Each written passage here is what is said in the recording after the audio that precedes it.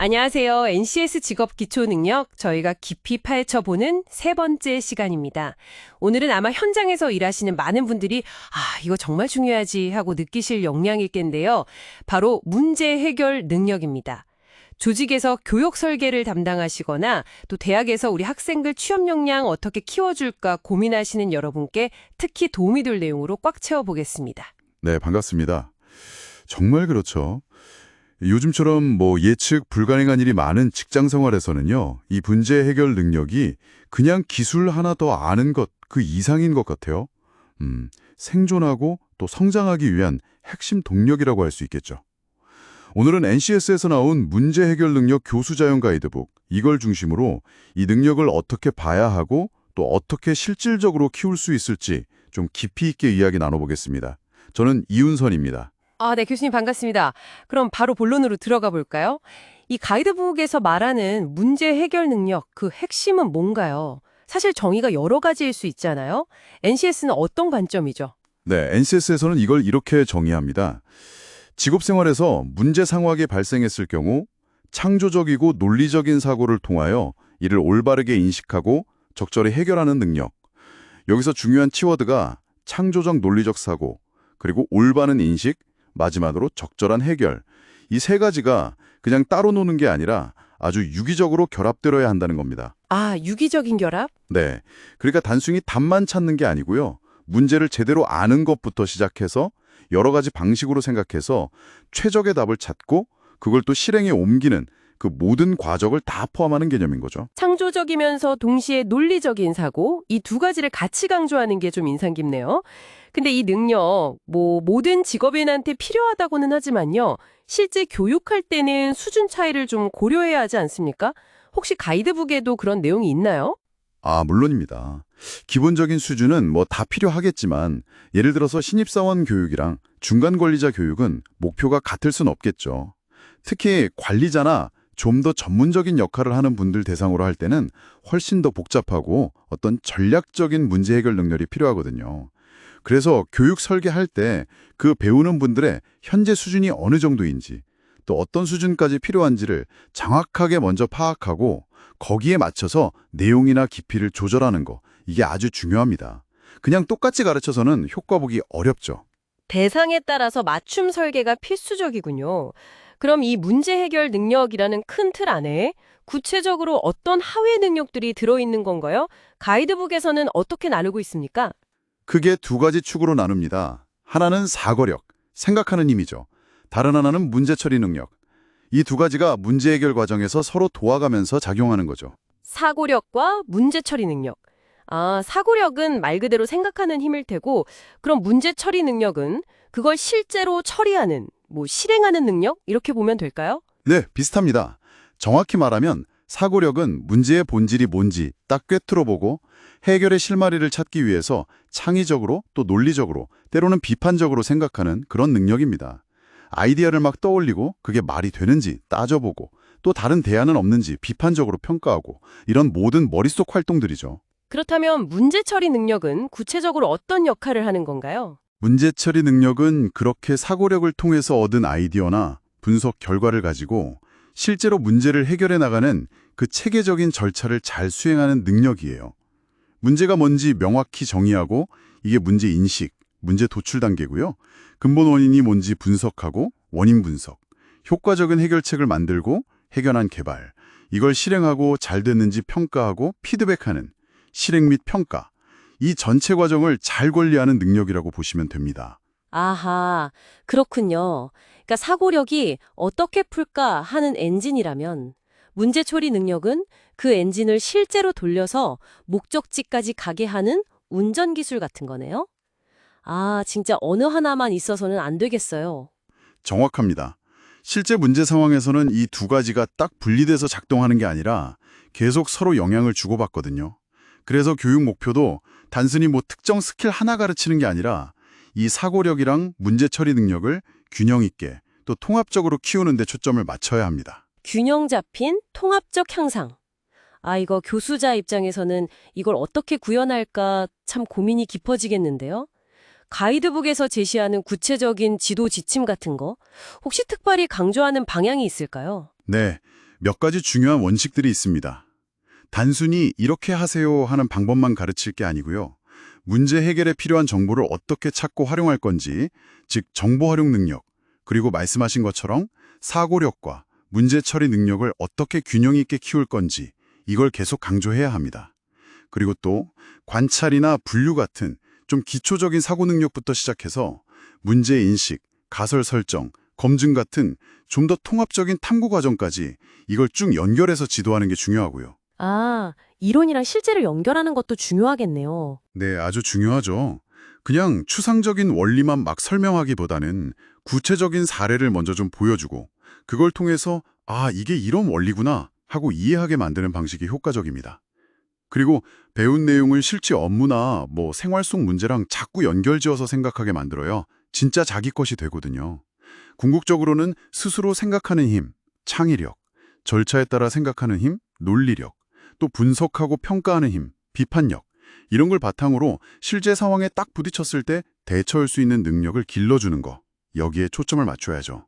물론 이 모든 거의 시작은 배우는 사람의 현재 수준을 정확하게 아는 거고요. 와, 정말 다각적인 접근이 필요하네요. 이런 방향성 아래서 그럼 교육 목표는 어떻게 좀 구체화될 수 있을까요? 그냥 문제 해결 능력을 기른다. 이러면 좀 막연하게 들리기도 하거든요. 네, 그래서 일반 목표는 문제를 올바르게 인식하고 적절히 해결하는 능력을 기를 수 있다. 이렇게 명확하게 제시하고요. 이걸 좀 더 구체화하면 예를 들어서 문제의 의미나 유형을 이해한다. 문제 해결을 위한 기본 사고 유형, 아까 말씀드린 창의적, 논리적, 비판적 사고, 그리고 그 방법을 익힌다. 문제 처리의 표준 절차를 이해하고 적용할 수 있다. 심지어는 필요하다면 퍼시리테이션 기법을 활용해서 그룹으로 문제를 해결할 수 있다. 이런 식으로 세부 목표들을 설정할 수 있습니다. 하위 능력인 사고력이랑 문제 처리 능력, 각각에 대한 목표도 당연히 있겠죠. 그럼요. 사고력은 창의적, 논리적, 비판적으로 생각하는 능력을 기른다. 이게 핵심 목표가 될 거고요. 문제 처리 능력은 문제 인식부터 실행, 평가까지 각 단계를 효과적으로 수행하는 능력을 기른다. 이렇게 되겠죠. 더 나아가서 성취 수준도요. 기본 B, 심화 A, 보충 R 이렇게 세 단계로 나눠서 제시하는데요. R 수준은 그냥 정보 이해하고 간단히 표현하는 정도. B는 거기에 더해서 정보를 요약하고 주제에 맞게 표현하는 거. A는 더 나아가서 다양한 정보를 종합하고 논리적으로 표현하는 것까지 요구합니다. 교육 설계할 때 이 목표 수준을 명확하게 잡는 게 중요해요. 아, 목표랑 수준이 명확해야 교육 내용 짜고 시간 배분하는 것도 효율적으로 되겠네요. 가이드북에서는 내용 구성이란 시간 배분, 혹시 어떤 예시를 좀 보여주나요? 일반적으로 문제 해결 능력 전반에 대해서 한 3, 4시간. 여기에는 문제의 의미, 유형, 기본사고, 장애 요인 이런 게 들어가고요. 사고력 키우는데 창의, 논리 비판적 사고 개발 방법 또한 3, 4시간. 그리고 문제 처리 능력 향상시키는데 문제 해결 절차, 단계별 학습도 3, 4시간 정도. 이렇게 배분하는 모델을 제시하고 있어요. 물론 이건 그냥 예시고요. 실제로는 교육 대상이나 목표에 따라서 유연하게 조절해야겠죠. 각 영역별로 집중해서 학습할 시간을 확보하는 거군요. 그렇다면 이런 내용을 효과적으로 전달하려면 어떤 교수 방법들을 써야 할까요? 교수 설계가 중요하다고 강조하시던데요. 맞습니다. 뭘 가르치느냐만큼이나 어떻게 가르치느냐가 정말 중요하죠. 가이드북에서는 여러 가지 방법을 소개하는데 대표적인 게 문제중심 학습 PBL입니다. 실제 현장에서 만날 법한 좀 복잡한 문제를 딱 던져주고 소그룹으로 협력해서 학습자들이 스스로 정보를 찾고 해결책을 막 찾아보게 하는 방식이죠. 이때 교수자는 지식을 막 주입하는 사람이 아니라 학습 과정을 도와주는 퍼실리테이터 역할을 하게 됩니다. 학습자 주도성이 굉장히 강한 방식이네요. 다른 방법들은 또 어떤 게 있나요? 개별 학습에 좀 더 맞는 프로그램 학습이라는 것도 있어요. 내용을 잘게 쪼개서 단계적으로 제시하고 바로바로 피드백을 주는 방식이고요. 시뮬레이션 학습은 실제랑 비슷한 가상 상황을 만들어서 위험 부담 없이 다양한 해결책을 시도해보고 결과를 직접 경험하게 하는 방식입니다. 실패를 통해서 배우는 경험을 줄 수 있다는 장점이 있죠. 아, 혹시 신문이나 온라인 도구 같은 것도 활용할 수 있지 않을까요? 아, 그럼요. 당연히 가능하죠. 신문활용 교육, NIA는 시사적인 이슈가 담긴 신문 기사를 활용해서 정보 분석 능력이나 비판적 사고력, 문제 해결 능력을 기르는 아주 좋은 방법입니다. 이러닝은 시간이나 공간 제약 없이 자기주도 학습을 가능하게 해주고요. 다만 효과적인 이러닝이 되려면 좋은 컨텐츠는 기본이고 시스템 인프라도 안정적이어야 하고 또 학습자들끼리 서로 소통하고 배울 수 있는 커뮤니티, 그러니까 학습 공동체를 잘 설계하는 게 중요합니다. 중요한 건 어떤 방법 하나가 최고다 이런 게 아니고요. 교육 목표, 내용, 또 배우는 사람들의 특성 이런 걸 다 고려해서 다양한 방법을 잘 섞어서 활용하는 게 지혜롭다는 거죠. 다양한 교수법을 잘 조합하는 지혜가 필요하겠군요. 자, 이렇게 공들여서 교육을 했다면 학습 성과를 제대로 확인하는 평가 과정이 꼭 필요할 텐데요. 문제 해결 능력 평가는 좀 어떤 점에 유의해야 할까요? 단순 지필고사만으로는 좀 부족할 것 같은 느낌인데요. 정확히 보셨습니다. 문제 해결 능력은 단순히 지식, 즉 인지적 영역만 평가해서는 절반밖에 못 보는 겁니다. 문제 해결에 대한 태도나 가치관 같은 정의적 영역, 그리고 실제 문제를 해결하는 행동이나 습관 같은 심동적 영역까지 다 종합적으로 평가해야 해요. 근데 특히 이 정의적, 심동적 영역은 평가하기가 좀 까다롭죠? 맞아요.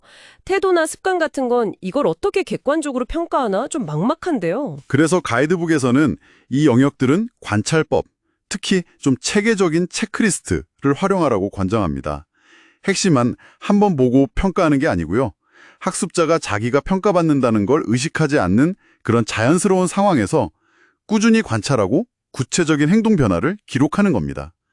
그래야 겉모습이 아니라 진짜 변화를 파악할 수 있거든요. 아, 꾸준한 관찰과 기록, 중요하군요. 평가 절차나 유형에 대해서도 가이드라인이 좀 있나요? 전통적인 지필 평가도 있겠죠. 근데 이건 객관성 확보가 중요하고요. 좀 더 깊은 이해를 파악하려면 구술이나 면접도 좋은데 이건 또 평가자의 선입견이 개입되지 않도록 주의해야 합니다. 아까 말씀드린 관찰법이나 체크리스트도 있고 학습자 스스로 돌아보게 하는 자기평가나 동료평가도 도움이 됩니다. 다만 이건 명확한 기준과 훈련이 좀 필요하고요. 마지막으로 과정 전체를 평가하는 데는 포트폴리오 같은 방법도 유용합니다. 평가 시점도 중요할 것 같아요. 언제 평가하는 게 효과적일까요? 평가 목적에 따라 시점이 달라지겠죠. 교육 시작하기 전에 학습자 수준을 알아보는 사전 진단 평가. 교육하는 중간중간에 학습이 잘 되고 있는지 점검하고 바로바로 피드백을 줘서 학습을 돕는 형성평가. 그리고 교육 다 끝나고 나서 최종적으로 얼마나 성취했는지 판단하는 총괄평가. 이렇게 있습니다. 여기서 제가 특히 강조하고 싶은 건 형성평가의 중요성이에요. 이걸 자주 하고 구체적인 피드백을 바로바로 줄수록 학습 효과가 훨씬 커집니다. 평가는 점수 매기는 게 목적이 아니라 성장을 돕는 과정이어야 하니까요. 아, 평가가 성장을 돕는 과정이어야 한다. 정말 와닿는 말씀이네요. 자, 그럼 이제 문제 해결 능력의 두 기둥이죠. 사고력과 문제의 처리 능력. 이걸 좀 더 깊숙이 들여다볼 시간입니다. 먼저 사고력부터 시작해 볼까요? 창의적, 논리적, 비판적 사고 이렇게 세 가지가 있었죠. 교수님, 창의적 사고하면 왠지 막 번뜩이는 아이디어, 소수의 특별한 능력 이렇게 생각하기 쉬운데 실제로는 어떤가요? 네, 그게 바로 흔히 갖는 오해 중 하나입니다. 가이드북에서는 창의적 사고가 뭐 천재들의 전유물이 아니라고 분명히 말해요. 오히려 기존에 가지고 있던 경험이나 지식, 이런 것들을 새롭게 조합하고 연결해서 새로운 의미나 가치를 찾아내는 능력이라고 설명합니다. 중요한 건 조합과 연결이고요.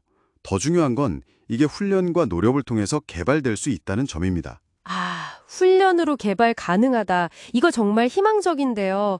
좀 더 구체적인 예시 같은 게 있을까요? 가이드북에 나온 쇳덩어리 예시가 이해하기 쉬울 것 같아요. 그냥 평범한 쇳덩어리는 가치가 별로 없잖아요. 근데 이걸로 말발굽을 만들면 가치가 조금 오르고 바늘로 만들면 훨씬 높아지고 이걸 또 시계 안에 들어가는 아주 정밀한 스프링으로 만들면 엄청난 부가가치가 생기죠. 똑같은 재료인데도 어떤 아이디어와 기술, 즉 사고를 결합하느냐에 따라서 전혀 다른 가치를 만들어내는 거. 이게 바로 창의적 사고의 힘을 보여주는 좋은 예시입니다. 같은 재료인데 다른 가치를 만든다. 흥미롭네요. 창의적 사고에 대해서 또 다른 오해 같은 건 없을까요? 현장에서 교육할 때 좀 주의해야 할 점이라던가요? 네, 가이드북의 그 활동 해설 부분에서 몇 가지를 짚어주는데요. 창의성은 뭐 IQ랑 꼭 비례하는 것도 아니고 오히려 너무 아는 게 많으면 그 틀에 갇힐 수도 있다는 거예요. 또 나이랑 상관없이 개발할 수 있고 분석적인 사고 능력도 중요하게 작용합니다. 그리고 혼자 막 골방에서 하는 게 아니라 서로 신뢰하는 관계 속에서 아이디어를 자유롭게 주고받을 때 더 잘 발휘될 수 있다는 점도 기억해야 하고요. 단 무조건 새롭기만 하다고 좋은 건 아니고 유용성도 고려해야 합니다. 그리고 무엇보다 고정관념을 깨고 왜? 라는 문제의식을 갖는 태도, 이게 창의적 사고의 출발점이라는 거죠. 고정관념 타파와 문제의식. 그럼 이런 창의적 사고를 실제로 어떻게 개발할 수 있을까요? 방법이 있나요? 네, 대표적으로 발산적 사고 기법들을 활용할 수 있습니다. 가장 유명한 게 브레인스토밍이죠. 아무런 제약 없이 자유롭게 아이디어를 막 떠올리는 자유연상법, 또 어떤 힌트나 단서를 가지고 연상해 나가는 강제연상법, 그리고 비슷한 사례나 속성에서 아이디어를 얻는 비교 발상법, 즉 유추 같은 것들이 있습니다. 아, 브레인스토밍은 정말 많이들 하는데 제대로 효과를 보려면 어떻게 운영해야 할까요? 그냥 모여서 막 이야기하는 정도로 생각하기 쉬운데요. 그렇죠. 효과적인 브레인스토밍을 하려면 4가지 기본 원칙을 꼭 지켜야 합니다. 첫째, 비판 금지. 일단 어떤 아이디어든 다 환영해야 하고요. 둘째, 자유분방. 좀 엉뚱해 보여도 괜찮습니다. 셋째, 양 추구. 질보다는 양을 우선시하고요. 넷째, 결합과 개선. 다른 사람 아이디어에 내 아이디어를 덧붙이거나 발전시키는 거죠. 그리고 진행할 때는 명확한 주제를 정하고 참가자들이 서로 얼굴을 볼 수 있게 앉고 편안한 분위기를 이끌 리더를 정하고 다양한 배경을 가진 한 5명에서 8명 정도의 인원으로 구성하는 게 좋습니다. 그냥 수다 떠는 거랑은 명확히 구분되어야 해요. 원칙이랑 환경 조성이 중요하군요. 알겠습니다. 다음으로 논리적 사고로 넘어가 보죠. 창의적 사고가 아이디어를 막 펼치는 거라면 논리적 사고는 그걸 좀 검증하고 설득하는 역할일 것 같은데요. 맞습니다. 논리적 사고는 내 생각의 과정이 이치에 맞는지, 내가 내세우는 근거가 타당한지를 따져보는 능력입니다. 내가 가진 아이디어나 주장을 다른 사람이 딱 듣고 아, 그렇구나 하고 이해하고 수긍할 수 있게끔 조리 있게 구성하고 전달하는 힘이죠. 설득력을 높이고 또 의사소통을 효율적으로 하는데 아주 필수적입니다. 직장 생활에서 정말 중요하겠네요. 혹시 가이드북에 관련된 사례 같은 게 있나요? 네, K광고에서 최상무와 홍 과장 대화 사례가 나옵니다. 상무가 어이 홍 과장, 경쟁서 신제품 반응이 어떤가?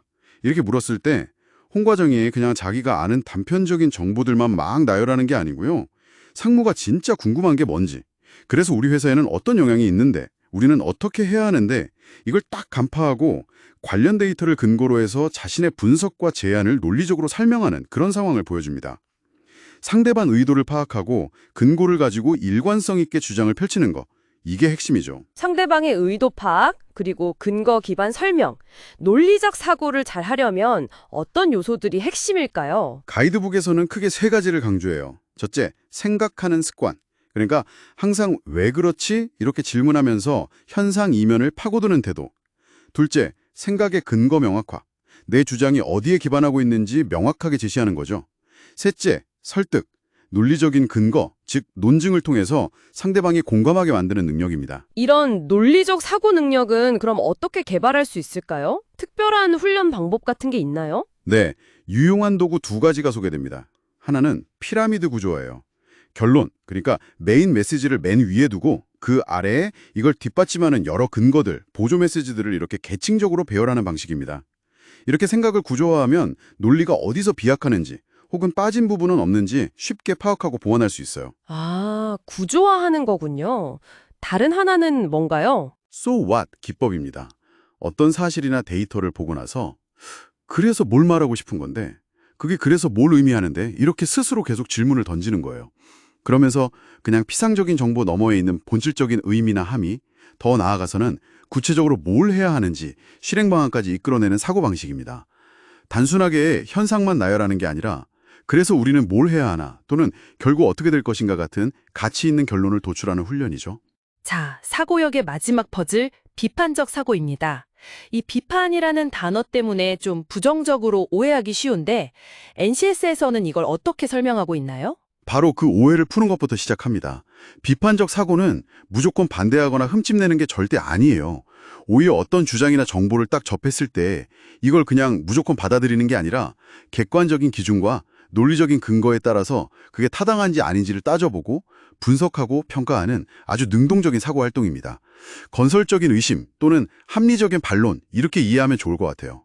건설적 의심, 좋은 표현이네요. 이것도 관련된 사례가 있겠죠. 네, 동료가 기획서를 냈는데 거기에 대해서 좀 건설적인 피드백을 줬더니 왜 그렇게 부정적이냐면서 감정적으로 반응하는 동료 사례가 나와요. 이게 바로 비판적 사고를 그냥 개인적인 공격이나 부정적인 태도로 오해한 대표적인 경우죠. 비판적 사고는 문제점을 개선해서 더 좋은 대안을 찾기 위한 과정이지 비난하려고 하는 게 아닙니다. 이런 비판적 사고를 제대로 하려면 어떤 태도가 좀 필요할까요? 몇 가지 중요한 태도가 있습니다. 건전한 회의주의, 그러니까 쉽게 믿지 않고 질문하는 태도죠. 지적 정직성, 내 생각이 틀릴 수도 있다는 걸 인정하는 태도고요. 객관성, 감정이나 편견은 좀 배제하고요. 체계성, 논리적인 절차를 중시하고 개방성, 다른 관점도 받아들일 줄 알고 그리고 자신감, 논리적인 근거에 기반한 자신감이죠. 이런 것들이 필요합니다. 그렇다면 이 비판적 사고는 어떻게 키울 수 있을까요? 앞서 창의적 사고에서도 강조됐던 두 가지, 문제의식 함양이랑 고정관념 타파, 이게 여기서도 아주 중요하게 작용합니다. 당연하게 받아들여지는 것들에 대해서 정말 그럴까? 다른 가능성은 없을까? 이렇게 끊임없이 질문하는 문제의식이 비판적 사고의 시작이에요. 그 노벨상 받은 다나카 코이치 사례처럼 뭔가 예상치 못한 결과가 나왔을 때 왜 다르지? 이걸 탐구하는 태도가 중요하고요. 또 원래 그런 거지 뭐 하는 고정관념에서 벗어나서 사물이나 현상을 새로운 시각으로 바라보는 고정관념 타파 훈련도 필요합니다. 예를 들어서 주변에 있는 물건들의 용도를 기존과 다르게 한번 활용해보는 방법을 찾아보는 활동 같은 게 도움이 될 수 있습니다. 아까 교수 자료에 논리적 사고랑 과학적 사고를 비교한 내용이 있다고 하셨는데 이건 어떤 맥락에서 봐야 할까요? 좀 비슷해 보이기도 하는데요. 네, 흥미로운 구분입니다. 논리적 사고는 주로 주장의 내적인 일관성, 그러니까 말이 되게 만드는 설득력에 초점을 맞추는 경향이 있고요. 반면에 과학적 사고는 경험적인 증거, 즉 믿을 수 있게 만드는 객관적인 사실에 기반합니다. 조직에서는 이 두 가지의 조화가 아주 중요해요.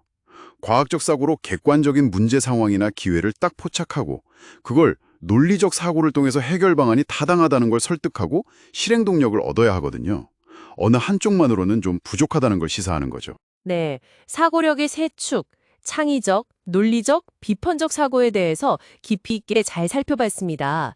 이제 문제 해결 능력의 다른 한 축이죠. 문제 처리 능력으로 넘어가 보겠습니다. 이건 앞서 말씀하신 대로 일련의 절차를 따른다고 하셨죠? 네, 가이드북에서는 일반적으로 문제 인식 단계, 그 다음에 문제 도출, 그리고 원인 분석, 해결안 개발, 마지막으로 실행 및 평가, 이렇게 5단계 프로세스를 제시합니다. 물론 실제 상황에서는 이 단계들이 칼로 자르듯이 딱딱 구분되지 않고 순환하거나 반복될 수도 있어요. 첫 단계인 문제인식. 여기서 구체적으로 뭘 해야 하는 건가요? 그냥 문제가 있다는 걸 아는 것, 그 이상일 텐데요. 그렇습니다. 단순히 뭔가 문제가 있네 하는 느낌을 넘어서요. 우리가 처한 상황을 분석해서 해결해야 할 여러 과제들을 찾아내고 그중에서 어떤 문제에 집중할 건지 우선순위를 정하고 그렇게 선택된 문제에 대해서 우리가 어떤 상태가 되기를 원하는지 구체적인 목표를 설정하는 단계입니다. 문제 해결의 방향을 정하는 아주 중요한 과정이죠. 방향 설정. 이 단계는 어떤 절차나 도구를 주로 활용하나요? 보통 환경 분석을 통해서 내외부 상황을 좀 파악하고요. 이걸 바탕으로 주요 과제들을 도출한 다음에 중요도나 시급성 같은 걸 고려해서 과제를 선정하는 그런 흐름을 따릅니다. 환경 분석 도구로는 흔히 아시는 3C 분석, 고객, 자사, 경쟁사, SWOT 분석, 강점, 약점, 기회, 위협 이런 것들이 많이 활용되고요. 가이드북에는 외부 환경 분석을 위한 SCE-PTIC, 내부 역량 분석을 위한 MMITI 같은 좀 더 구체적인 체크리스트도 소개되어 있습니다. 수업 분석은 많이 들어봤는데 SCE-PTIC나 MMITI는 좀 생소하네요. 간단히 어떤 건가요? 네, 셉티크는 사회, 경쟁, 경제, 정치, 기술, 정보통신, 고객의 앞글자를 딴 건데요. 외부 환경 변화 요인을 좀 다각적으로 점검하는 틀이고요. MMIT는 우리 회사의 인력, 재무, 기계 설비, 자재, 정보, 기술, 이미지 같은 내부 자원과 역량을 평가하는 기준을 제시하는 겁니다. 이런 도구들을 활용하면 좀 더 체계적으로 환경 분석을 할 수 있겠죠. 그런 분석을 통해서 여러 과제가 나오면 어떤 기준으로 우선순위를 정하는 게 좋을까요? 여러 기준이 있겠지만 주로 중요도와 긴급성 매트릭스를 많이 사용합니다. 그 외에도 이걸 해결할 수 있나 하는 해결 가능성, 또 해결했을 때 얼마나 파급 효과가 클까 이런 것들을 종합적으로 고려해서 가장 먼저 해결해야 할 핵심 과제를 선정하게 됩니다. 핵심 과제가 선정되면 다음은 문제 도출 단계군요. 문제 인식이랑 좀 비슷해 보이기도 하는데 어떤 차이가 있는 건가요? 문제 인식이 어떤 문제에 집중할까 이걸 정하는 좀 넓은 범위의 탐색이라면 문제 도출은 그렇게 선정된 그 문제를 더 깊이 파고들어서 구체적으로 뭐가 문제지? 문제의 진짜 모습은 뭐지? 이걸 명확하게 정의하고 구조화하는 단계입니다. 좀 막연했던 문제를 명확하고 구체적인 형태로 만드는 과정이라고 할 수 있죠. 문제를 구체화하고 구조화한다. 이건 어떤 방법을 쓰나요? 대표적으로 로직 트리를 활용해서 큰 문제를 작은 하위 문제들로 논리적으로 분해하고 구조화할 수 있습니다. 또 YY 분석처럼 왜? 라는 질문을 반복하면서 문제의 근본 원인을 찾아 들어가거나 반대로 하우하우 분석을 통해서 해결 방안을 구체화하는 데도 도움이 됩니다. 핵심은 문제를 잘게 쪼개서 그 실체를 명확하게 파악하는 겁니다. 문제의 실체를 파악했다면 이제 그 원인을 밝혀야겠군요. 원인 분석 단계입니다. 여기서 가장 중요한 건 뭘까요? 바로 근본 원인을 찾는 겁니다. 눈에 보이는 현상 뒤에 숨어있는 진짜 원인을 찾아내야 제대로 된 해결책을 만들 수 있거든요. 이걸 위해서 관련 데이터를 체계적으로 수집하고 분석하는 과정이 필수적입니다. 데이터 수집이랑 분석은 어떻게 접근해야 할까요? 먼저 어떤 데이터가 필요한지 명확히 하고 믿을 수 있는 정보를 수집해야겠죠. 수집된 정보는 잘 분류하고 정리해서 패턴을 파악하고 what, 무엇이 문제인가, how, 어떻게 발생하는가, why, 왜 발생하는가 이런 관점에서 분석하고 그 의미를 해석해야 합니다.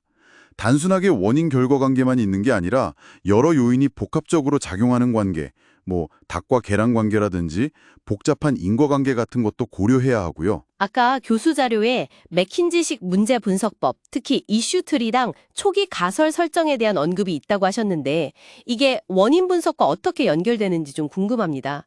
효율성을 높이는 방법인가요? 네, 아주 실용적인 접근법입니다. 맥킨지 방식은 문제 해결 초기에 막 모든 데이터를 다 분석하려고 하기보다는요. 경험이나 직관을 바탕으로 아마 이런 문제가 생겼을 거야 같은 초기 가설, 이니셜 하이포테시스를 먼저 세웁니다. 그런 다음에 이 가설이 맞는지 틀리는지를 검증하는 데 필요한 핵심 데이터만 집중적으로 수집하고 분석하는 거죠. 이때 이슈 트리는 설정된 가설을 yes 또는 no로 답할 수 있는 더 작은 하위 질문, 즉 이슈들로 논리적으로 분해하는 도구입니다. 미세 원칙, 서로 중복되지 않고 전체를 빠짐없이 포함하는 에 따라서 이슈를 구조화하면 어떤 정보를 찾아서 뭘 분석해야 할지가 명확해져서 분석의 효율성과 논리적인 엄밀성을 높일 수 있습니다. 가설 기반 접근은 방대한 정보 속에서 길을 잃지 않게 도와주는 거죠. 가설을 세우고 검증해 나가는 방식, 효율적이겠네요. 자, 근본 원인까지 찾았다면 이제 해결책을 찾아야죠. 해결한 개발 단계입니다. 네, 분석된 근본 원인을 직접적으로 해결할 수 있는 다양한 아이디어를 찾아보고 그중에서 가장 효과적이면서 또 실현 가능한 최적의 대안을 선택하는 단계입니다. 여기서 중요한 건 가능한 한 많은 아이디어를 떠올려보고 너무 성급하게 하나의 답만 찾으려고 하지 않는 겁니다. 가이드북에 나온 H백화점 사례가 이 부분을 잘 보여주는 것 같네요. 맞습니다. A팀은 분석 결과에 기반해서 한두 가지 아이디어만 제시했는데 B팀은 똑같은 분석 결과를 가지고 고객 특성, 발송 주기, 디자인 같은 다양한 요소들을 조합해서 여러 가지 대안을 만들고 이걸 또 체계적으로 평가해서 최적안을 선정했어요. 결과적으로 B팀 성과가 훨씬 좋았죠? 이건 다양한 관점에서 해결안을 찾아보고 객관적으로 평가하는 과정이 얼마나 중요한지를 보여줍니다. 그럼 해결안을 평가할 때는 어떤 기준들을 좀 고려해야 할까요? 여러 기준을 종합적으로 봐야 합니다. 당연히 이걸로 문제가 해결되나 하는 문제 해결 효과성이 가장 중요하겠죠. 그리고 이거 진짜 할 수 있나 하는 실현 가능성, 기술적으로든 예산으로든 시간적으로든. 또 실행했을 때 예상되는 부작용이나 위험 요소는 없는지, 투입되는 비용 대비 유가는 어떤지, 문제 해결이 얼마나 긴급한지, 그리고 이 해결안이 다른 부서나 고객 같은 이해관계자들에게는 어떤 영향을 미칠지까지 아주 다각도로 검토해야 합니다. 와, 정말 꼼꼼하게 따져봐야겠네요. 이렇게 최적의 해결안을 선택했다면 드디어 마지막 단계, 실행 및 평가입니다. 그렇습니다. 아무리 좋은 해결책이라도 실행되지 않으면 그냥 아이디어일 뿐이죠. 이 단계에서는 선정된 해결안을 실제로 이행하기 위한 구체적인 실행 계획을 세웁니다.